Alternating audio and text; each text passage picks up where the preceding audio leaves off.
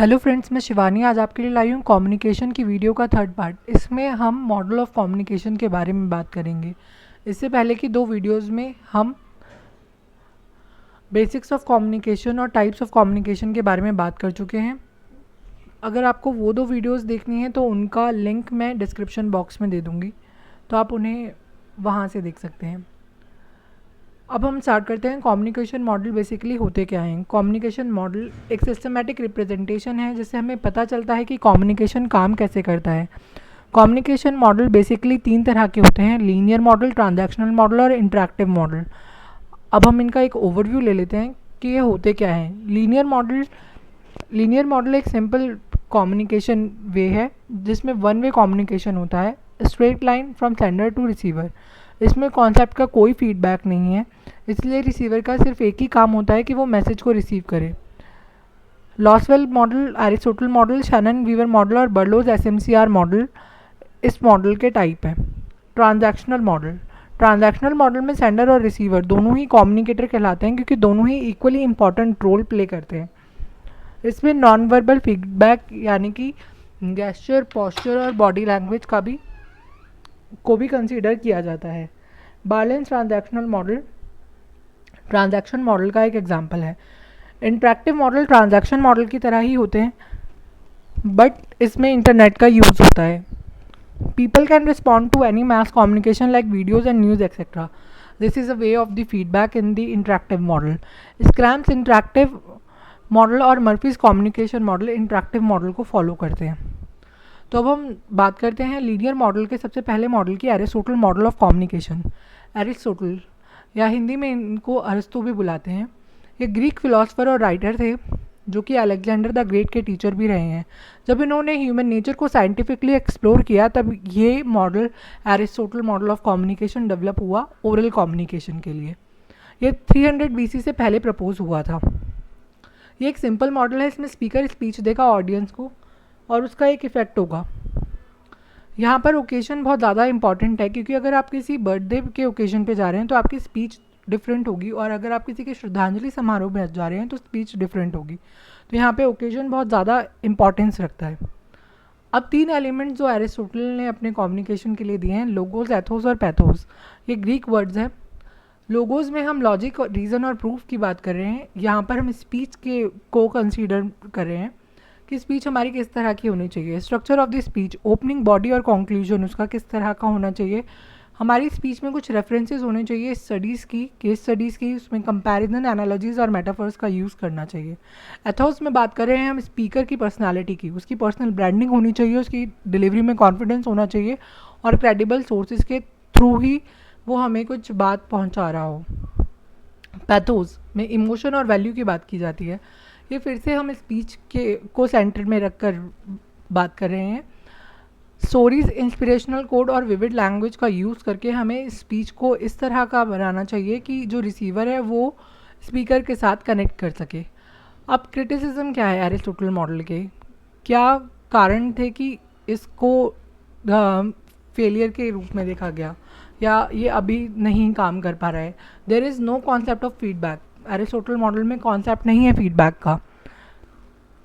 Public speaking के लिए ही है ये कम्युनिकेशन मॉडल, ये भी इसका एक ड्रॉबैक है। There is no concept of failure of like communication failure like noise. यहाँ पे नॉइज़ का की कहीं पर भी बात ही नहीं होती है, जो कि एक बहुत बड़ा ड्रॉबैक है। अब हम बात करते हैं लॉसवेल कम्युनिकेशन मॉडल की। हैरल्ड डी लॉसवेल ने 1948 में ये मॉडल दिया था। इसके 5 कंपोनेंट हैं: who, says, what, in which channel, to whom, with what effect. Who, यहाँ पे सेंडर की बात कर रहे हैं। सेंडर के पास पूरी की पूरी कम्युनिकेशन में पावर होती है, इसलिए यहाँ पर हम ये चेक करते हैं कि सेंडर के पास वो पावर है कि नहीं, इसलिए इस एनालिसिस को कंट्रोल एनालिसिस कहा जाता है। से व्हाट में हम कंटेंट ऑफ मैसेज की बात करेंगे कि मैसेज इस तरह का होना चाहिए कि वो सारे ग्रुप्स का जो मैसेज है उसको रिप्रेजेंट कर सके और उसका पर्पस फुलफिल हो रहा हो। इन विच चैनल में हम मीडियम की बात करेंगे कि हम ऐसा मीडिया यूज़ करें कि रिसीवर के पास हमारी बात इफ़ेक्टिवली पहुंच सके। टू वूम, यहाँ पर हम ऑडियंस की बात कर रहे हैं कि हमारा टारगेट ऑडियंस कौन है। हम छोटे बच्चों के बारे में बात कर रहे हैं या बड़े बुज़ुर्गों के बारे में बात कर रहे हैं, इस तरह से हमें ऑडियंस को देखकर फिर अपने कम्युनिकेशन को आगे गो थ्रू करना चाहिए।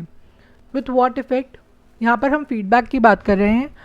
इफ़ेक्ट यहाँ इस मॉडल में, या बल्कि लीनियर मॉडल के चारों मॉडल्स में, लॉसवेल हो चाहे वो आगे के दो मॉडल हो या एरिस्टोटल मॉडल हो, इन चारों में जब हम फीडबैक की बात करते हैं तो हम फ्यूचर के इफ़ेक्ट की बात कर रहे हैं, हम रियल टाइम फीडबैक की बात नहीं कर रहे हैं। लीनियर मॉडल ऑफ कम्युनिकेशन का मतलब है वन वे कम्युनिकेशन। यहाँ पर फीडबैक का वर्ड सिर्फ फ्यूचर के इम्पैक्ट को लेकर है।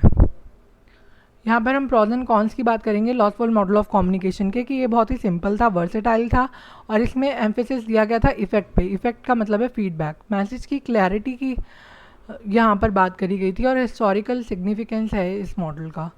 इसके कॉन्स या डिसएडवांटेजेस हैं कि ओवर सिंप्लीफाइड है ये, इसमें फीडबैक का स्कोप बहुत ही लिमिटेड है, ये कॉन्टेक्स्ट कई बार इग्नोर कर देता है, इसमें रिसीवर का रोल पैसिव रहता है, इसलिए सेंडर सेंट्रिक है। यहाँ पर भी नॉइज़ की कोई बात नहीं करी गई थी, और कल्चरल डिफरेंस के केस में लॉसवेल मॉडल ऑफ कम्युनिकेशन काम नहीं करता है। Shannon and Weaver model, Shannon and Weaver model, Shannon एक अमेरिकन मैथमेटिशियन थे जबकि वीवर एक साइंटिस्ट थे। इन दोनों ने मिलकर Bell system of technical journal के लिए एक आर्टिकल लिखा था, a mathematical theory of communication. इस मैथमेटिकल थ्योरी को बाद में शैनन वीवर मॉडल का नाम दिया गया, और इसे मदर ऑफ ऑल मॉडल भी कहा जाता है। ये मेथड बहुत ही टेक्नोलॉजिकल था बाकी सभी लीनियर मॉडल के से। यहाँ पर इंफॉर्मेशन सोर्स से ट्रांसमीटर के थ्रू एक मैसेज जाएगा रिसीवर तक और डेस्टिनेशन तक, वहाँ से फिर वो फीडबैक के थ्रू आएगा। यहाँ इस पॉइंट पे हमने नॉइज़ की बात करी है। इससे पहले के दो मॉडल्स में, लीनियर मॉडल ऑफ कम्युनिकेशन में नॉइज़ की बात नहीं की जाती थी, तो ये नॉइज़ का कॉन्सेप्ट इन्होंने इस मॉडल में इंट्रोड्यूस किया है। अब इसके एडवांटेजेस और डिसएडवांटेजेस क्या हैं? सबसे बड़ा एडवांटेज है कि इन्होंने कॉन्सेप्ट ऑफ नॉइज़ दिया। इससे ये पता चला कि अगर हम नॉइज़ को रिमूव करेंगे तो हमारा कम्युनिकेशन और भी इफ़ेक्टिव हो सकता है। यहाँ पर कम्युनिकेशन को टू वे प्रोसेस की तरह देखा गया। इससे पहले के दो मॉडल्स में केवल वन वे प्रोसेस की बात हो रही थी। कम्युनिकेशन को क्वांटिफाइबल टर्म्स में लाया गया शैनन एंड वीवर मॉडल के थ्रू, मगर यही इसका एक डिसएडवांटेज हो गया, क्योंकि क्रिटिक्स ने इसे मिसलीडिंग कहा। ह्यूमन कम्युनिकेशन को मैथमेटिकल टर्म्स में क्वांटिफाई करना पॉसिबल नहीं था। रिसीवर इसमें पैसिव पार्ट प्ले कर रहा है, ये भी इसका एक डिसएडवांटेज है। और इंटरपर्सनल कम्युनिकेशन के लिए ही ये मॉडल ज़्यादा यूज़ हो सकता है रैदर दैन इन ग्रुप कम्युनिकेशन और मास कम्युनिकेशन। फीडबैक का जो मैसेज है यहाँ पर कम इम्पॉर्टेंस रखता है, जो कि सेंडर के मैसेज को, जबकि सेंडर के मैसेज को ज़्यादा इंपॉर्टेंस दी जाती है। बर्लोज SMCR मॉडल, ये हमारा फोर्थ और लास्ट मॉडल है लीनियर मॉडल ऑफ कम्युनिकेशन का। ये 1960 में डेविड बर्लो ने दिया था। बर्लोज SMCR का मतलब है सेंडर, मैसेज, चैनल और रिसीवर मॉडल। ये शैनन एंड वीवर मॉडल को ही सेंटर में रखकर बनाया गया था। इस मॉडल की खासियत ये है कि इसमें हर एक इंडिविजुअल कंपोनेंट पर बात करी गई है। सेंडर में क्या क्वालिटीज़ होनी चाहिए, मैसेज कैसा होना चाहिए, चैनल किस तरह से चूज़ करना है, और रिसीवर के क्या क्वालिटीज़ होनी चाहिए, इन सारी चीज़ों पर बात करी गई है, और एक एक कंपोनेंट को उन्होंने डिफ़ाइन किया था। तो जो फैक्टर हैं जो कि इफ़ेक्ट करेंगे कम्युनिकेशन के, सेंडर के अंदर जो प्रेजेंट होने चाहिए, देखिए सेंडर और रिसीवर में बेसिकली कुछ फैक्टर्स कॉमन है। रिसीवर में एक चीज़ एक्स्ट्रा होनी चाहिए, वो है लिसनिंग स्किल। लिसनिंग की स्किल बहुत ज़्यादा इंपॉर्टेंट होती है, क्योंकि अगर आप अच्छे से सुनते हैं तभी आप उसको इंटरप्रेट अच्छे से करके फीडबैक दे सकते हैं। तो लिसनिंग स्किल रिसीवर के केस में थी। अब ये जो सेंडर्स के पॉइंट हैं, ये सेंडर और रिसीवर दोनों के पॉइंट ऑफ व्यू से बात करी जाएगी। सबसे पहला पॉइंट है communication skill. Communication skill sender और रिसीवर की दोनों की ही अच्छी होनी चाहिए, अदरवाइज कम्युनिकेशन फेलियर के चांसेस बहुत ज़्यादा हो जाते हैं। एटीट्यूड में हम बात कर रहे हैं कि दो पर्सन्स हैं, उनका अपने तरफ एटीट्यूड और सामने रिसीवर या सेंडर का वाइसा वर्सा जो भी एटीट्यूड है वो किस तरह का है, या इन्वायरमेंट के इन्वायरमेंट जो इनके आसपास है उसके प्रति इन दोनों का एटीट्यूड कैसा है, उससे कम्युनिकेशन पे बहुत इफ़ेक्ट पड़ता है।